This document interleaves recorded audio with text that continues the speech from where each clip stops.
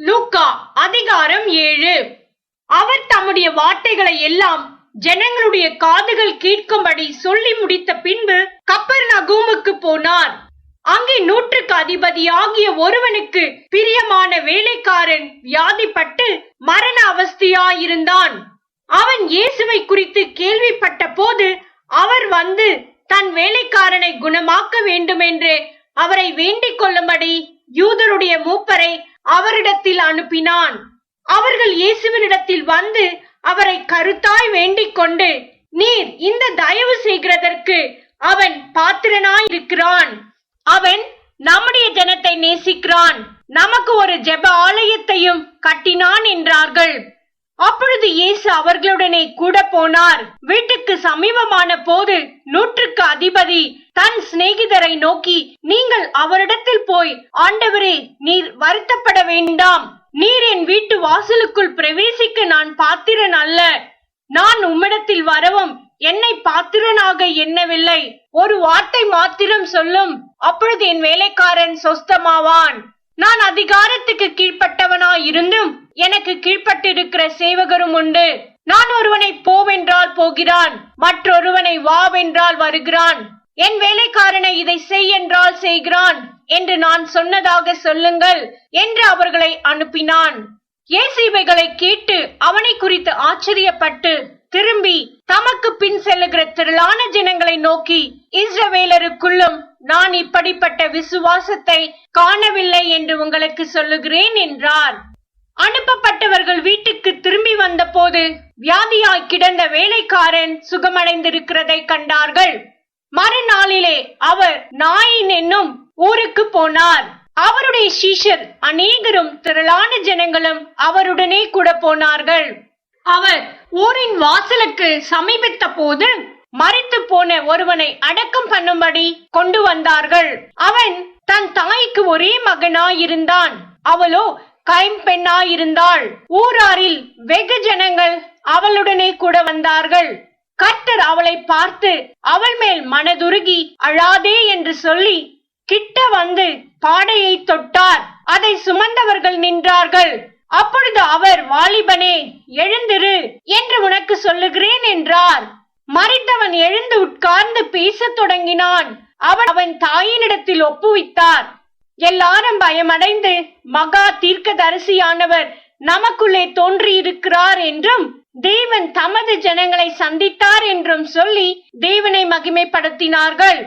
இந்த செய்தி யூதேயா தேசம் முழுவதிலும் சுற்றி இருக்கிற திசைகள் யாவற்றிலும் பிரசித்தமாயிற்று. இவைகளை எல்லாம் யோவானுடைய சீஷர்கள் அவனுக்கு அறிவித்தார்கள். அப்பொழுது யோவான் தன் சீஷரில் 2 பேரை அழைத்து, நீங்கள் இயேசுவினிடத்திற்கு போய், வருகிறவர் நீர்தானா, அல்லது வேறொருவர் வர காத்திருக்க வேண்டுமா என்று கேளுங்கள் என்று சொல்லி அனுப்பினான். அந்தபடி அவர்கள் அவரிடத்தில் வந்து, வருகிறவர் நீர்தானா, அல்லது வேறொருவர் வர காத்திருக்க வேண்டுமா என்று கேட்கும்படி யோவான் ஸ்நானன் எங்களை உம்மிடத்திற்கு அனுப்பினார் என்றார்கள். அந்த சமயத்திலே நோய்களையும் கொடிய வியாதிகளையும் பொல்லாத ஆவிகளையும் கொண்டிருந்த அநேகரை அவர் குணமாக்கி அநேக குருடருக்கு பார்வையளித்தார். இயேசு அவர்களுக்கு பிரதியுத்தரமாக, நீங்கள் போய் கண்டவைகளையும் கேட்டவைகளையும் யோவானுக்கு அறிவியுங்கள். குருடர் பார்வையடைகிறார்கள், சப்பானிகள் நடக்கிறார்கள், குஷ்டரோகிகள் சுத்தமாகிறார்கள், செவிடர் கேட்கிறார்கள், மரித்தோர் எழுந்திருக்கிறார்கள், தரித்திரருக்கு சுவிசேஷம் பிரசங்கிக்கப்படுகிறது. என்னிடத்தில் இடரல் அடையாதிருக்கிறவன் எவனோ அவன் பாக்கியவான் என்றார். யோவானுடைய தூதர்கள் போன பின்பு அவர் யோவானை குறித்து ஜனங்களுக்கு சொன்னது என்னவென்றால், எதை பார்க்க வனாந்திரத்திற்கு போனீர்கள்? காற்றினால் அசையும் நாணலையோ? அல்லவென்றால் எதை பார்க்க போனீர்கள்? மெல்லிய வஸ்திரம் தரித்த மனுஷனையோ? அலங்கார வஸ்திரம் தரித்து செல்வமாய் வாழ்கிறவர்கள் அரச மாளிகைகளிலே இருக்கிறார்கள். அல்லவென்றால் எதை பார்க்க போனீர்கள்? தீர்க்கதரிசியையோ? ஆம், தீர்க்கதரிசியை பார்க்கிலும் மேன்மையுள்ளவனையே என்று உங்களுக்கு சொல்லுகிறேன். இதோ, நான் என் தூதனை உமக்கு முன்பாக அனுப்புகிறேன். அவன் உமக்கு முன்னே போய் உமது வழியை ஆயத்தம் பண்ணுவான் என்று எழுதிய வாக்கியத்தால் குறிக்கப்பட்டவன் இவன்தான். ஸ்திரீகளிடத்திலே பிறந்தவர்களில் யோவான் ஸ்நானனை பார்க்கிலும் பெரிய தீர்க்கதரிசி ஒருவனும் இல்லை. ஆகிலும் தேவனுடைய ராஜ்யத்தில் சிறியவனாய் இருக்கிறவன் அவனிலும் பெரியவனாய் இருக்கிறான் என்று உங்களுக்கு சொல்லுகிறேன் என்றார். யோவானுடைய உபதேசத்தை கேட்ட ஆயக்காரர் முதலான சகல ஜனங்களும் அவனாலே ஞானஸ்நானம் பெற்று தேவன் நீதிபரர் என்று அறிக்கையிட்டார்கள். பரிசேயரும் நியாய சாஸ்திரிகளுமோ அவனாலே ஞானஸ்நானம் பெறாமல் தங்களுக்கு கேடுண்டாக தேவனுடைய ஆலோசனையை தள்ளிவிட்டார்கள். பின்னும் கர்த்தர் சொன்னது, இந்த சந்ததியை யாருக்கு ஒப்பிடுவேன்?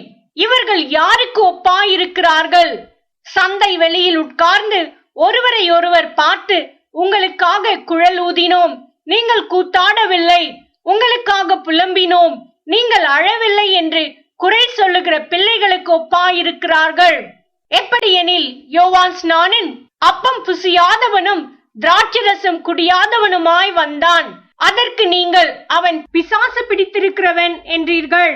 மனுஷகுமாரன் போஜன பானம் பண்ணுகிறவராய் வந்தார், அதற்கு நீங்கள் இதோ போஜன பிரியனும் மதுபான பிரியனுமான மனுஷன், ஆயக்காரருக்கும் பாவிகளுக்கும் சிநேகிதன் என்கிறீர்கள். ஆனாலும் ஞானமானது அதன் பிள்ளைகள் எல்லாராலும் நீதியுள்ளதென்று ஒப்புக்கொள்ளப்படும் என்றார். பரிசேயரில் ஒருவன் தன்னுடனே போஜனம் பண்ண வேண்டும் என்று அவரை வேண்டிக் கொண்டான். அவர் அந்த பரிசேயனுடைய வீட்டில் பிரவேசித்து பந்தியிருந்தார். அப்பொழுது அந்த ஊரில் இருந்த பாவியாகிய ஒரு ஸ்திரீ அவர் பரிசேயன் வீட்டிலே பந்தி இருக்கிறதை அறிந்து ஒரு பரணியில் பரிமள தைலம் கொண்டு வந்து அவருடைய பாதங்களின் அருகே பின்னாக நின்று அழுது கொண்டு அவருடைய பாதங்களை தன் கண்ணீரினால் நனைத்து தன் தலைமயிரினால் துடைத்து அவருடைய பாதங்களை முத்தம் செய்து பரிமள தைலத்தை பூசினாள். அவரை அழைத்த பரிசேயன் அதை கண்டபோது, இவர் தீர்க்கதரிசியா இருந்தால் தம்மை தொடுகிற ஸ்திரீ இன்னாள் என்றும் இப்படிப்பட்டவள் என்றும் அறிந்திருப்பார், இவள் பாவியா இருக்கிறாளே என்று தனக்குள்ளே சொல்லிக் கொண்டான். இயேசு அவனை நோக்கி, சீமோனே, உனக்கு நான் ஒரு காரியம் சொல்ல வேண்டும் என்றார். அதற்கு அவன், போதகரே, சொல்லும் என்றான். அப்பொழுது அவர், ஒருவனிடத்தில் 2 பேர் கடன் பட்டிருந்தார்கள். ஒருவன் 500 வெள்ளிக்காசும் மற்றவன் 50 வெள்ளிக்காசும் கொடுக்க வேண்டியதாயிருந்தது. கொடுக்க அவர்களுக்கு நிர்வாகம் இல்லாத போது இருவருக்கும் கடனை மன்னித்து விட்டான். இப்படி இருக்க அவர்களில் எவன் அவனிடத்தில் அதிக அன்பாயிருப்பான், அதை சொல் என்றார். சீமோன் பிரதியுத்தரமாக, எவனுக்கு அதிகமாய் மன்னித்து விட்டானோ அவனே அதிக அன்பாயிருப்பான் என்று நினைக்கிறேன் என்றான். அதற்கு அவர், சரியாய் நிதானித்தாய் என்று சொல்லி ஸ்திரீனிடமாய் திரும்பி சீமோனை நோக்கி, இந்த ஸ்திரீயை பார்க்கிறாயே, நான் உன் வீட்டில் பிரவேசித்தேன், நீ என் கால்களுக்கு தண்ணீர் தரவில்லை, இவளோ கண்ணீரினால் என் கால்களை நனைத்து தன் தலைமயிரினால் அவைகளை துடைத்தாள். நீ என்னை முத்தம் செய்யவில்லை, இவளோ நான் உட்பிரவேசித்தது முதல் என் பாதங்களை ஓயாமல் முத்தம் செய்தாள். நீ என் தலையில் எண்ணெய் பூசவில்லை, இவளோ என் பாதங்களில் பரிமள தைலம் பூசினாள். ஆதலால் நான் உனக்கு சொல்லுகிறேன், இவள் செய்த அநேக பாவங்கள் மன்னிக்கப்பட்டது, இவள் மிகவும் அன்பு கூர்ந்தாளே. எவனுக்கு கொஞ்சம் மன்னிக்கப்படுகிறதோ அவன் கொஞ்சமாய் அன்பு கூறுவான் என்று சொல்லி அவளை நோக்கி, உன் பாவங்கள் மன்னிக்கப்பட்டது என்றார். அப்பொழுது கூட பந்தி இருந்தவர்கள், பாவங்களை மன்னிக்கிற இவன் யார் என்று தங்களுக்குள்ளே சொல்லிக் கொண்டார்கள். அவர் ஸ்திரீயை நோக்கி, உன் விசுவாசம் உன்னை ரட்சித்தது, சமாதானத்தோடே போ